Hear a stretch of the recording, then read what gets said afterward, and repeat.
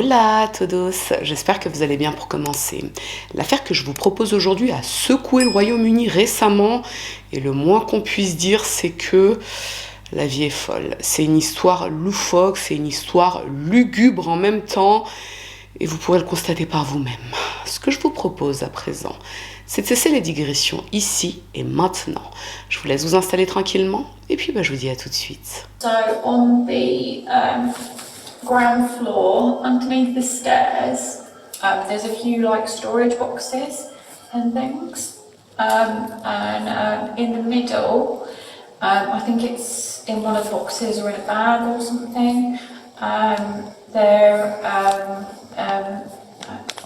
If you want me to shush after this, it's fine. But every bit helps. You will find forensic police helpful. There's a hammer.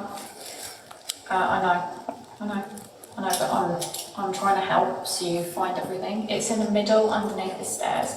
It will still have blood on it. It's rusted, but it will still have blood traces on it. L'affaire démarre au début du mois de septembre 2023 dans le comté d'Essex au Royaume-Uni. Un médecin généraliste contacte les services sociaux pour leur faire part de son inquiétude. 2 de ses patients ont littéralement disparu depuis 4 ans.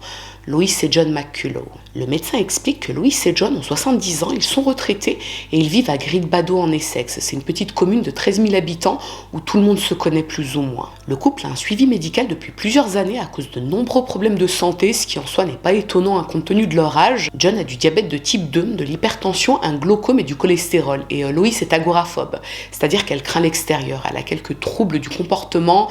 C'est disons une femme assez anxieuse avec des tocs. On peut dire que c'est un couple plutôt vulnérable qui a besoin d'être suivi et encadré. Le problème, c'est que John avait un rendez-vous de suivi avec son médecin pour début septembre, mais sa fille Virginia a appelé le médecin pour annuler le rendez-vous. Elle n'a pas reporté le rendez-vous, non, elle l'a annulé. Et ça, c'est bizarre, puisque le médecin doit renouveler une ordonnance très importante pour John. Souvenez-vous qu'il a de gros problèmes de santé. Et puis, avec du recul, le médecin s'est rendu compte que ça fait longtemps qu'il n'a pas vu son patient. 4 ans quand même. Il ne sait pas exactement ce qu'il se passe, mais il a l'impression qu'il y a quelque chose de pas très clair. Les services sociaux prennent en compte le signalement du médecin et le 13 septembre, ils contactent les autorités pour demander qu'une enquête soit ouverte. Le jour même, des agents de police appellent Virginia et lui demandent où se trouvent ses parents.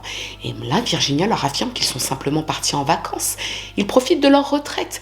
Ils seront de retour au mois d'octobre. Tout va bien. Sauf que Virginia paraît louche au téléphone. Ce qu'elle raconte n'a pas de sens. Elle ne sait pas vraiment où sont ses parents, si ce n'est qu'ils sont en voyage quelque part.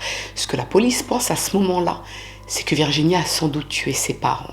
Le 15 septembre, vers midi, des agents de police se rendent au domicile des Mccullough à Great et ils défoncent la porte pour entrer à l'intérieur. Et tandis que des policiers pénètrent dans la maison, ils tombent sur Virginia, la fille du couple. Virginia a 35 ans, elle est plutôt calme, elle est même affable et elle ne semble pas vraiment étonnée par cette intervention, disons-le, assez musclée. D'ailleurs, elle coopère tout de suite. Elle leur propose de parler calmement de la situation. À quoi bon s'énerver ? Bon, toute la scène est filmée et j'espère pouvoir vous incruster des morceaux parce que c'est surréaliste. C'est typiquement ce à quoi on pense quand on parle du flegme britannique. Sorry. Where you are? Show me your hands. Yeah. Jenny? Yep. Jenny? Oh. The time is 12:12. You're under arrest on suspicion of murder against Jonathan Mccullough and Lars Mccullough. Yeah. Okay? Can we go in there for a second, just so I can tell you something about what's in there? Yeah. My dad's body's in there. Right, okay. Yep, okay. Obviously I'll What about say, your mum? a little bit more complicated. I did know that this would kind of come eventually. It's proper that I serve my punishment. So I'm Virginia Mccullough. I've informed Police Constables 77329 Brown and 79387 Bowers after entering my house on Friday the 15th September 2023 that I murdered my father, John Mccullough, who was stated was under a bed in the rear ground floor of the house, and my mother upstairs in a cupboard next to the sink. wardrobe. It's a double wardrobe. Yeah. Cheer up, at least you caught the bad guy. I've just woken up today and done my job. No. Elle raconte aux policiers que ses parents sont morts parce qu'effectivement elle les a tués. À quoi bon mentir ou nier? Et quand on lui demande où il se trouve, elle répond que son père est dans sa chambre au rez-de-chaussée et sa mère est dans sa chambre au premier étage, puisque de leur vivant, ses parents faisaient chambre à part. Virginia explique aux agents de police qu'elle a empoisonné son père et qu'elle a poignardé sa mère à mort après lui avoir fracassé la tête avec un marteau. Puis elle a dissimulé leurs corps dans leurs chambres respectives, mais ce n'est pas ce qu'on croit. Enfin si, c'est bien ce qu'on croit.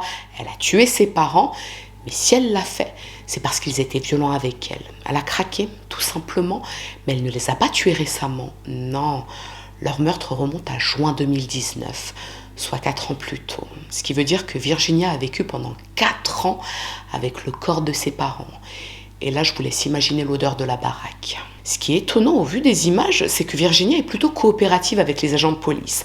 Elle leur explique dans les moindres détails ce qu'elle a fait, et elle leur indique même où se trouvent le couteau et le marteau qu'elle a utilisés pour tuer sa mère. Ils sont toujours dans la maison, ils sont cachés quelque part, et lorsque la police met la main dessus, ils constatent qu'il y a encore du sang séché sur le couteau et le marteau. Il s'agit du sang de Loïs. Virginia est embarquée au poste de police et le 18 septembre, elle est mise en examen pour le meurtre de ses parents. Elle est placée en détention préventive.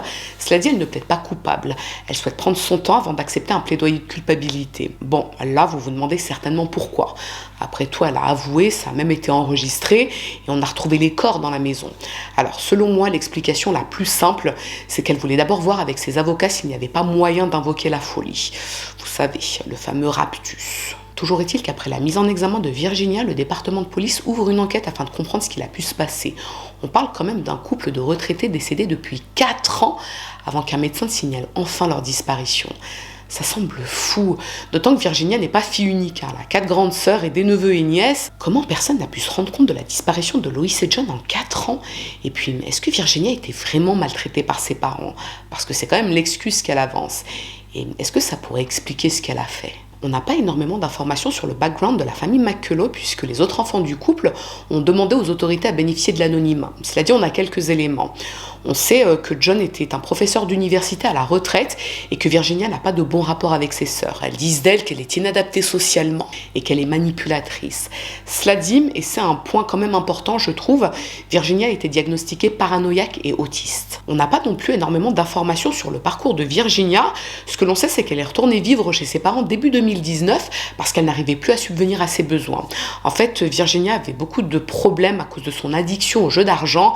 Elle se ruinait littéralement au jeu d'argent en ligne. Cela dit, ce qu'elle avait expliqué à ses parents quand elle avait réemménagé avec eux, c'est qu'elle venait de reprendre des études d'art et qu'elle ne pouvait pas travailler en parallèle. Mais après l'obtention de son diplôme, elle gagnerait très bien sa vie et elle prendrait son propre logement. C'est en tout cas ce qu'elle leur avait expliqué, ce qui n'est pas vrai bien sûr. À partir de là, Virginia a commencé à s'occuper de ses parents. En tout cas, c'était le deal. Ses parents sont malades, ils ont besoin de soutien, donc c'est ce qu'elle était censée faire. Mais ce n'est pas ce qu'il s'est passé. Obsédée par ces jeux d'argent en ligne, elle a contracté plusieurs crédits au nom de ses parents, en ouvrant notamment des comptes bancaires à leur nom. Mais rapidement, ses parents sont tombés sur des courriers de créance. Et Virginia leur a fait croire qu'ils avaient en fait été victimes d'escroquerie. Quelqu'un aurait usurpé leur identité pour contracter ces crédits, mais pas de panique. Elle comptait s'en occuper. En tout, Virginia a contracté pour près de 60 000 livres sterling de crédit, c'est environ 70 000 €. Et c'est ce qui l'aurait poussée à vouloir se débarrasser de ses parents. Elle craignait qu'ils découvrent l'ampleur de ce qu'elle avait volé. Donc dès le mois de mars 2019, elle a réfléchi à la meilleure façon de les tuer. Pourquoi pas l'empoisonnement? C'est propre, rapide, efficace. Elle s'est procuré des somnifères grâce aux ordonnances de son père et pendant plusieurs semaines, elle a tenté de droguer ses parents pour les tuer. Mais ça n'a pas fonctionné tout de suite puisque le dosage n'était pas assez élevé. Alors pour son père, c'était facile de l'empoisonner. Il suffisait de lui mettre les médicaments dans ses verres d'alcool. Mais pour sa mère, c'était une autre paire de manches puisque Loïs ne buvait pas d'alcool. Le soir du 17 juin 2019, Virginia a écrasé plusieurs comprimés qu'elle a mis dans des verres d'alcool. Son père a bu 2 verres, il est parti se coucher dans sa chambre au rez-de-chaussée et il est mort durant la nuit. Loïs, quant à elle, dormait dans sa chambre, donc au premier étage de la maison, et elle n'a pas touché au verre d'alcool. Le lendemain matin, très tôt, Virginia s'est rendue dans la chambre de son père et elle a constaté qu'il était mort. Ça avait enfin fonctionné, mais pas pour sa mère. Loïs était allongée dans son lit au premier étage et elle écoutait la radio, sans se douter un seul instant que son mari était mort au rez-de-chaussée. Virginia est entrée dans la chambre de sa mère. Elle s'est dirigée vers elle, elle l'a frappée à la tête avec le marteau, puis elle lui a donné 8 coups de couteau à la poitrine, sans aucune hésitation. Après ça, elle s'est rendue dans un cabinet médical pour se faire soigner la main puisqu'elle s'était blessée avec le couteau en tuant sa mère.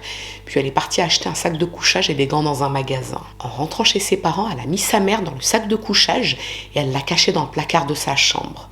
Ni vue, ni connu. Et le jour même, et afin d'anticiper la suite, Virginia a envoyé un SMS à sa grande sœur depuis le portable de sa mère pour dire qu'elle partait en voyage avec son père. Concernant John, elle a acheté du ciment et du sable les jours suivants et elle a recouvert son père avec. Elle lui a construit une sorte de tombe dans sa chambre. Et le plus fou dans cette histoire, c'est que pendant 4 ans, Virginia est parvenue à faire croire à tout son entourage familial que Loïs et John étaient en voyage ou qu'ils étaient sortis faire les courses. À chaque fois que quelqu'un appelait à la maison ou qu'on l'appelait elle sortait cette excuse. Et quand quelqu'un tentait de joindre John ou Loïs sur leur téléphone portable, c'est Virginia qui répondait par texto. Elle envoyait même des cartes d'anniversaire aux membres de la famille et ça passait crème. Et lorsque les voisins se sont inquiétés, Virginia leur a dit que ses parents avaient pris leur retraite et qu'ils s'étaient installés à la campagne. Tout simplement. C'est vraiment difficile à concevoir, je le sais, et pourtant c'est vrai. Les 4 autres filles de Loïs et John ne se sont pas inquiétées de ne pas voir leurs parents ou de ne pas entendre leur voix au téléphone une seule fois en 4 ans. Ok, ils avaient des réponses par texto et des cartes postales, mais pendant 4 ans, aucun ne s'est déplacé au domicile de leurs parents pour exiger de les voir. Alors pour leur défense, on va dire ça comme ça, on était en pleine pandémie du coco à ce moment-là. Les contacts physiques étaient fortement déconseillés, c'était même interdit de sortir sans autorisation dans certains pays, pour ceux qui s'en souviennent. Bon, moi à l'époque, je vivais dans le 93, donc c'était assez flex, mais c'est vrai que les gens n'avaient pas trop le droit de sortir s'ils ne devaient pas promener leur chien ou je sais pas quoi. Bon... Voilà, on peut se dire que c'est peut-être la raison pour laquelle personne ne s'est déplacé. J'essaie de leur trouver des excuses. Honnêtement, là, j'essaie de leur trouver des excuses. D'ailleurs, cette histoire de pandémie, ça a aussi joué pour les rendez-vous médicaux de John et Loïs, puisqu'il y avait beaucoup moins de médecins qui consultaient physiquement à cette époque. Et les médecins avaient tellement de patients qu'ils n'avaient sans doute pas le temps de prendre des nouvelles de tous leurs patients absents, d'autant que Virginia n'hésitait pas à appeler les médecins de ses parents, se faisant passer pour eux. Une fois, elle a appelé le médecin de sa mère, elle a pris une voix grave et elle a annulé un rendez-vous. L'enquête a permis d'apprendre qu'entre le meurtre de ses parents et son arrestation, Virginia a touché la pension de retraite de son père et la pension d'état de sa mère, qu'elle n'a pas hésité à utiliser pour se faire plaisir, à savoir jouer à des jeux d'argent en ligne. Vous l'aurez compris, même si Virginia a déclaré qu'elle a tué ses parents parce qu'ils étaient violents avec elle, les éléments de l'enquête laissent clairement deviner que le mobile est en fait financier. Tout le monde dans l'entourage familial a été plutôt clair. Loïs et John n'étaient pas des personnes violentes, bien au contraire. Et puis l'enquête a aussi révélé que Virginia a quelques tendances à la mythomanie. Elle a par exemple fait croire aux commerçants de la petite commune où vivent ses parents qu'elle était enceinte. Elle se promenait avec un faux ventre de femme enceinte. Il y a eu une autre fois où, quelques semaines avant la découverte des corps, et c'est peut-être le deuxième truc le plus fou dans cette histoire, Virginia a signalé une fausse agression. Des policiers sont intervenus au domicile de Loïs et John parce que Virginia les avait appelés pour dire qu'elle avait été agressée. Ils sont entrés dans la maison pour prendre sa déposition et c'était à quelques mètres à peine des corps de ses parents. Et c'est quand même dingue quand on y pense. Virginia était tellement à l'aise avec le corps de ses parents en décomposition qu'elle n'a pas hésité à faire venir la police chez elle pour faire une fausse déclaration d'agression. Le 1er décembre, Virginia comparaît devant le tribunal des sexes par visioconférence, mais elle n'accepte toujours pas de plaidoyer de culpabilité. Ses avocats font savoir qu'ils préfèrent attendre les conclusions des experts. Autrement dit, est-ce que l'autisme de Virginia peut représenter une circonstance atténuante ? Et la réponse est non. Ce n'est pas l'autisme qui l'a poussée à voler et tuer ses parents. Et ce n'est pas non plus l'autisme qui l'a poussée à garder pendant 4 ans leur corps. Il faut attendre le 4 juillet 2024, soit tout récemment, pour que Virginia accepte enfin un plaidoyer de culpabilité. Et lors de l'audience de condamnation le 11 octobre, elle est condamnée à perpétuité avec une peine de sûreté de 36 ans. Si la perpétuité réelle n'a pas été appliquée, c'est grâce à ses aveux lors de son arrestation. La justice a considéré que Virginia avait collaboré, mais de toute façon, je crois que la perpétuité réelle au Royaume-Uni, c'est 40 ans hors meurtre, vraiment très grave. Donc il me semble qu'elle n'a gagné que 4 ans. Du côté de la famille, la sentence a été plutôt bien accueillie, même si personne ne comprend le geste de Virginia. Et les membres de la famille ont fait une déclaration, et je vais vous lire un petit morceau. Notre famille est dévastée et a le cœur brisé par la mort de nos parents qui nous ont été enlevés de façon si cruelle. Alors que nous essayons d'avancer dans nos vies, nous nous souviendrons des moments heureux que nous avons vécus avec eux. Notre maman et notre papa sont à jamais dans nos cœurs, ils sont aimés et nous manquent au-delà de toute mesure. Les enfants de Loïs et John ont tenu à réaffirmer à quel point leurs parents étaient aimants et gentils. Ils ne se montraient jamais violents avec qui que ce soit et ils étaient aimés de tout le monde. Voilà tout pour l'histoire de Virginia Mccullough, cette jeune femme profondément instable qui a assassiné ses parents pour une raison complètement farfelue en juin 2019. They have been left utterly devastated by the circumstances of this case, and they continue to feel the loss of John and Lois each and every day. This process, from the finding of John and Lois's remains to the unravelling of Mccullough's web of lies, has taken a huge toll on the wider family network. With this sentence, and with all that we have uncovered throughout our investigation, we hope they can now start to find a way forward with their lives. The family have continued to struggle with the intense media interest in this case, and I would repeat in the strongest possible terms their wish for their privacy to be respected as they continue to grieve their loss. Thank you. Bon, que vous dire si ce n'est bienvenue dans l'ère de la loufoquerie. Cette histoire est complètement folle, il n'y a rien qui va. Entre celle qui fume ses parents sans raison et qui garde les corps à côté d'elle pendant 4 ans, la famille qui se pose pas de questions pendant 4 ans. Ouais, franchement, c'est bizarre, hein. C'est quand même le médecin généraliste qui a prévenu les services sociaux. Et pourquoi pas le boulanger pendant qu'on y est? C'est quoi ce délire? Après, je veux pas juger la famille, parce que je me dis, ils ont leurs raisons. Mais 4 ans, wesh. Enfin, je sais pas, il y a quelque chose qui me perturbe. Comment tu peux ne pas te poser de questions pendant 4 ans si tu as de bons rapports avec tes parents? Genre, tes parents sont aimants, tes parents sont ultra gentils, comme ils l'ont répété, mais pendant 4 ans, tu t'es pas posé de questions, t'as pas vu tes parents pendant 4 ans, tu n'as pas entendu leur voix, mais tu es en bon terme avec eux. Enfin, je sais pas, moi je trouve ça hyper étrange et... je comprends, mine de rien, qu'ils aient voulu garder l'anonymat. C'est pour ça qu'on n'a pas d'informations sur eux. C'est complètement dingue. Vous, n'hésitez pas à mettre en espace commentaire ce que vous avez pensé de cette histoire. Et honnêtement, le flegme et l'impassibilité... Ouais, ça se dit l'impassibilité. Oui, ça se dit. L'impassibilité de Virginia quand elle explique aux agents de police qu'elle a fait à ses parents. C'est du délire. Mais moi, je mettrais un peu plus de passion à expliquer... je sais pas comment j'ai plié une chemise. C'est délirant, les gars. Enfin, bon. Écoutez, n'hésitez pas à mettre en espace commentaire tout ce que vous avez pensé de ça. Et puis, ce que je vous propose, c'est que si cette affaire vous a intéressé à défaut de vous avoir plu, n'hésitez pas à mettre un petit j'aime sous la vidéo, mais surtout, n'hésitez pas à vous abonner, c'est encore mieux. Je vous dis à très bientôt.